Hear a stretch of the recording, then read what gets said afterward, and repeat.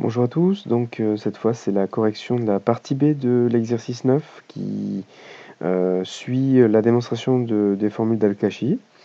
Donc vous l'aurez compris, ce sont des applications hein, des formules d'Al-Kashi. La première question nous donne dans un triangle ABC deux dimensions de longueur et un angle.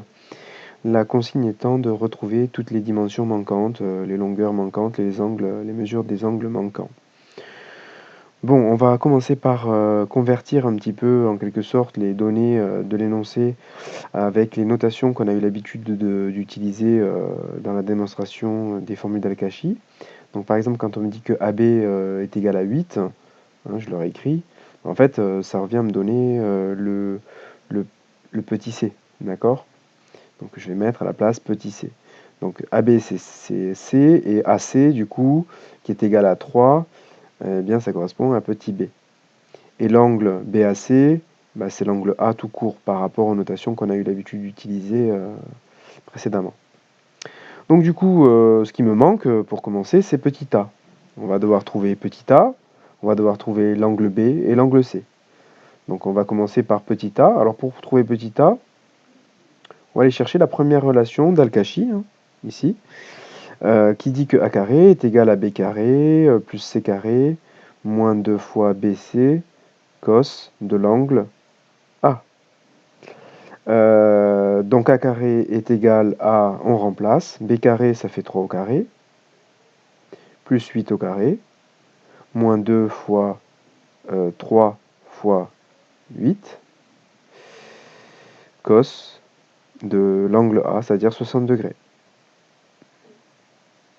Voilà. Alors cos 60, ça va faire un demi. D'accord? Alors 3 au carré, ça fait 9. 8 au carré, ça fait 64. Et 2 fois 3, 6. 6 fois 8, 48. Fois un demi. Voilà. Donc a carré est égal à, alors 64 et 9, ça fait 73, moins, et 48 fois un demi, ça fait moins 24. Et puis voilà, je crois que j'oublie rien. Il y a juste un truc qui me perturbe. Non, c'est ça. Donc ça fait a carré égale 49. Donc a est égal, puisque c'est une longueur, à racine de 49, c'est-à-dire à 7. Donc c'est tout pour le a. On a trouvé le petit a, c'est-à-dire la mesure du côté manquant BC. Alors reste maintenant à trouver les deux autres angles manquants. Il manquait l'angle B, on a dit, et l'angle C. On va commencer par l'angle B, et pour ça on va aller chercher la deuxième relation d'Al-Kashi. C'est assez logique puisque dans la deuxième relation d'Al-Kashi, on a cosinus de l'angle B. Alors on va chercher d'abord à trouver la valeur du cosinus de l'angle, et une fois qu'on aura le cosinus de l'angle, on ira chercher l'angle lui-même. On a vu qu'il y avait une manipulation à faire à la calculatrice pour ça. Donc j'y vais, donc ça c'était la première partie de la question. Donc pour l'angle, je vais utiliser le fait que b carré est égal à c carré plus a carré moins 2ca cosinus de l'angle B. Je connais presque tout. Je connais b carré qui vaut 9. Je rappelle que b est égal à 3. Je connais c carré qui vaut 64. J'ai hésité, pardon. Plus a carré qui vaut 49. Moins 2 fois c c'est 8. Ouais. Fois 7. Et le cos B. Petit à petit, je vais chercher à isoler le cos B. Donc ça va faire 9 égale 64 plus 49, ça fait 113, moins 8 fois 7, 56, 56 fois 2, ça fait 112, cos B. Je me débarrasse du 113 en le soustrayant. 9 moins 113 égale moins 112 cos B. Je vais un petit peu baisser mon tableau. Voilà. 9 moins 113, cela fait moins 104.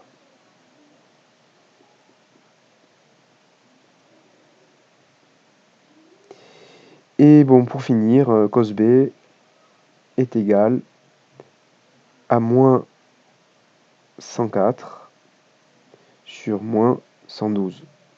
Pardon. Donc 104 sur 112. Je vais faire un petit crochet vers la calculatrice pour trouver du coup le B, pardon, du coup. Je vais mettre une petite implication. Ça impliquera que B, alors ça va être environ égal, hein, on va arrondir au degré près. Alors je vais aller chercher mon émulateur.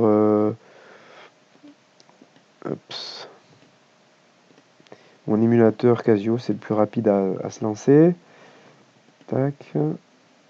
Exécuter. Alors, cosinus moins 1, c'est arc cos. Voilà. Et on a dit 104 divisé par 112. Est-ce que j'aurais pas dû mettre des parenthèses? Eh oui.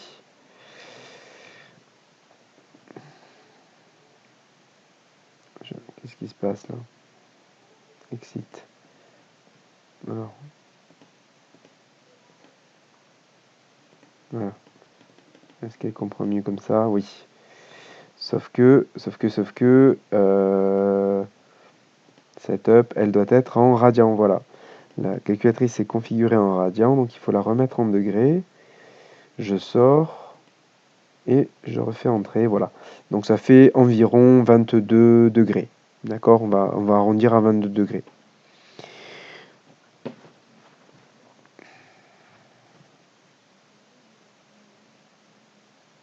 Voilà. Alors, pour obtenir le dernier angle manquant, c'est-à-dire l'angle C, je pourrais refaire la même chose en utilisant la relation qui fait intervenir le cosinus de l'angle C, c'est-à-dire la troisième relation d'Al-Kashi, refaire exactement le même travail que celui que je viens de faire là, mais plutôt que de me prendre la tête, je vais me souvenir que dans un triangle, eh bien, la somme des trois angles, ça doit faire 180. Et comme j'en connais 2 des 3, eh bien, il suffira de soustraire à 180 les deux autres. Donc le C va être égal à 180 moins les deux autres, c'est-à-dire moins 60 degrés pour l'angle A, moins 22 pour l'angle B. Et donc finalement, si je dis pas de bêtises, je crois que ça doit faire 98 degrés pour l'angle C. Alors, j'ai mis égal, mais c'est environ, puisque c'est environ 22 pour l'angle B, c'est forcément environ 98 pour l'angle C. Voilà.